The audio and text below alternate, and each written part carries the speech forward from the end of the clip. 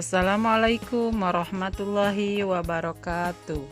Selamat berjumpa kembali dalam video pembelajaran ekonomi kelas 10.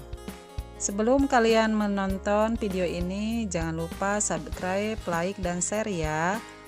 Oke, kita mulai saja belajarnya.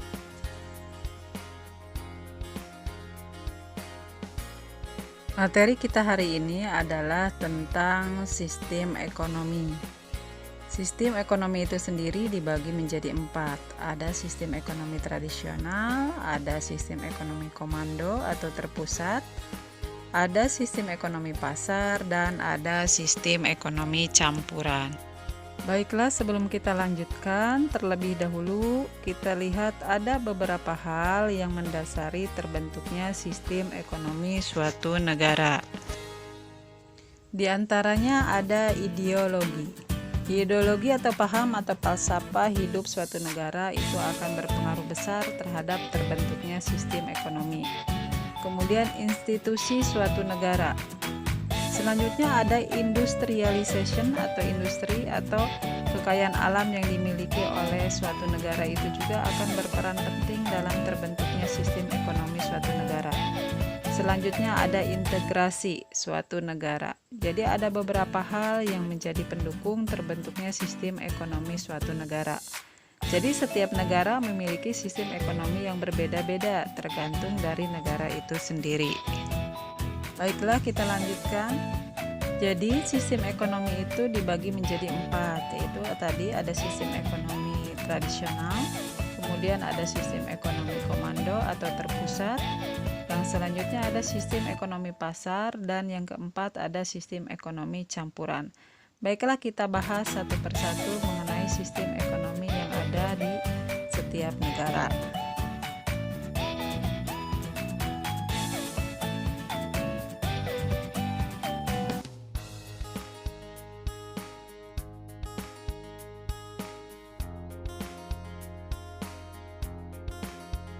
Yang pertama ada sistem ekonomi tradisional.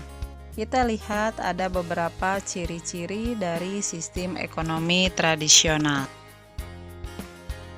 Ciri-ciri sistem ekonomi tradisional adalah terdiri dari, yaitu yang pertama, teknik produksi dipelajari secara turun-temurun dan bersifat sederhana.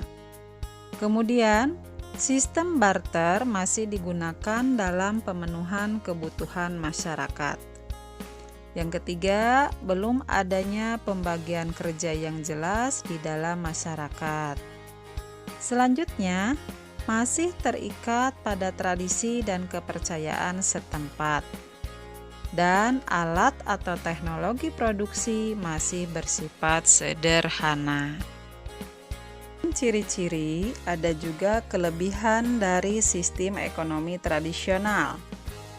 Kelebihannya diantaranya yang pertama adalah terdapat persaingan yang sehat dengan terciptanya hubungan antar individu yang sangat erat. Kemudian perekonomian masyarakat cenderung stabil. Selanjutnya, terciptanya kehidupan masyarakat yang menjunjung kebersamaan dengan rasa kekeluargaan yang tinggi. Selain kelebihan, ada juga kelemahan dari sistem ekonomi tradisional. Di antaranya adalah kegiatan ekonomi hanya untuk memenuhi kebutuhan jangka pendek saja. Kemudian teknologi yang digunakan masih bersifat sederhana. Selanjutnya ada produktivitas dalam kegiatan ekonomi masih sangat rendah, serta mutu barang hasil produksi relatif rendah. Selain sistem ekonomi tradisional, ada juga sistem ekonomi komando atau sistem. Ciri-ciri sistem ekonomi komando atau terpusat diantaranya faktor-faktor produksi dikuasai oleh pemerintah. Yang kedua, masyarakat tidak memiliki kebebasan dalam kegiatan perekonomian.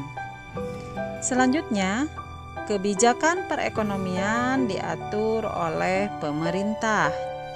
Yang keempat, hak dan kebebasan individu tidak diakui oleh pemerintah. Yang kelima, jenis pekerjaan dan pembagian kerja semuanya diatur oleh pemerintah. Itulah beberapa ciri-ciri dari sistem ekonomi komando atau sistem ekonomi terpusat.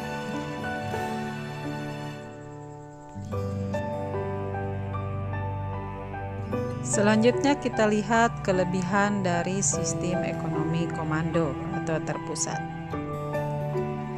Yang pertama, pasar barang dalam negeri berjalan dengan lancar. Nomor 2, relatif mudah dalam melakukan distribusi pendapatan.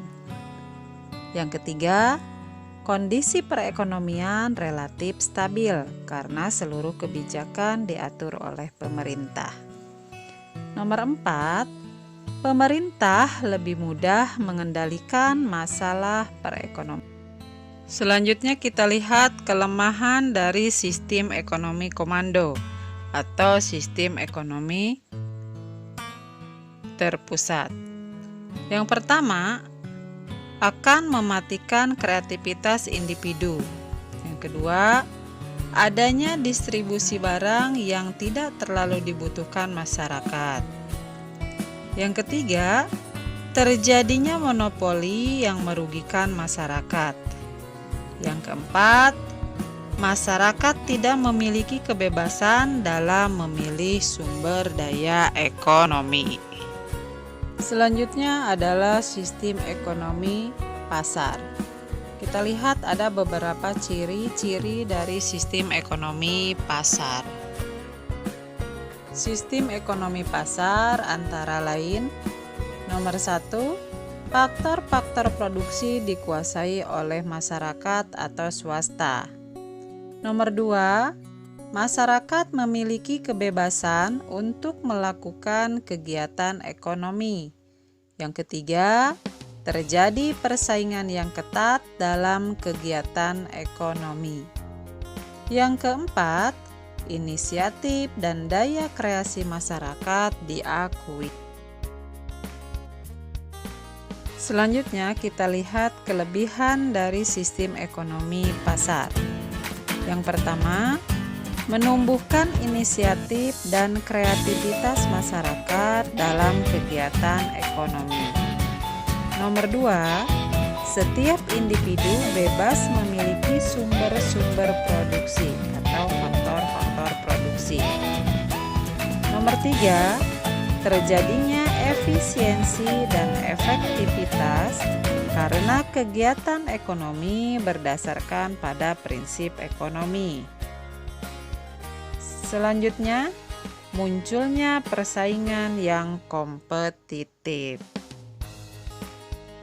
Selanjutnya kita lihat kelemahan dari sistem ekonomi pasar. Yang pertama, menimbulkan kesenjangan ekonomi karena distribusi pendapatan tidak merata. Nomor 2, adanya persaingan tidak sehat karena timbulnya eksploitasi ekonomi oleh pemilik modal. Nomor 3, modal yang terpusat pada kelompok tertentu dapat mengakibatkan monopoli yang merugikan masyarakat, sehingga timbullah monopoli. Selanjutnya, rentan terjadi gejolak dalam perekonomian karena kesalahan alokasi sumber daya oleh individu atau pihak swasta. Selanjutnya kita lihat sistem ekonomi campuran. Sistem ekonomi campuran memiliki beberapa ciri-ciri sebagai berikut. Yang pertama, merupakan gabungan dari dua sistem ekonomi ataupun lebih, yaitu sistem ekonomi pasar bebas dan komando. Nomor 2, barang modal dan sumber daya yang vital bagi kebutuhan masyarakat dikuasai oleh pemerintah. Nomor 3, peran pemerintah dan swasta berimbang. Nomor 4, Pemerintah dapat mengintervensi dengan membuat peraturan, kebijakan fiskal, kebijakan moneter, serta membantu dan mengawasi kegiatan swasta. Kita lihat kelebihan dari sistem ekonomi campuran. Yang pertama, sistem ekonomi campuran adalah inisiatif dan kreativitas dapat berkembang. Nomor 2, menghindarkan adanya monopoli. Nomor 3, pertumbuhan ekonomi terjadi kestabilan. Serta nomor 4, menghindarkan kebebasan yang tidak terkendali atau sering disebut dengan private liberalisme. Selanjutnya kita lihat kelemahan dari sistem ekonomi campuran. Yang pertama, kesulitan dalam memenuhi kebutuhan masyarakat yang beragam. Nomor 2, campur tangan pemerintah yang terlalu lemah, memungkinkan berlakunya sistem ekonomi pasar. Nomor 3, campur tangan pemerintah yang terlalu kuat bisa mendekati sistem ekonomi komando.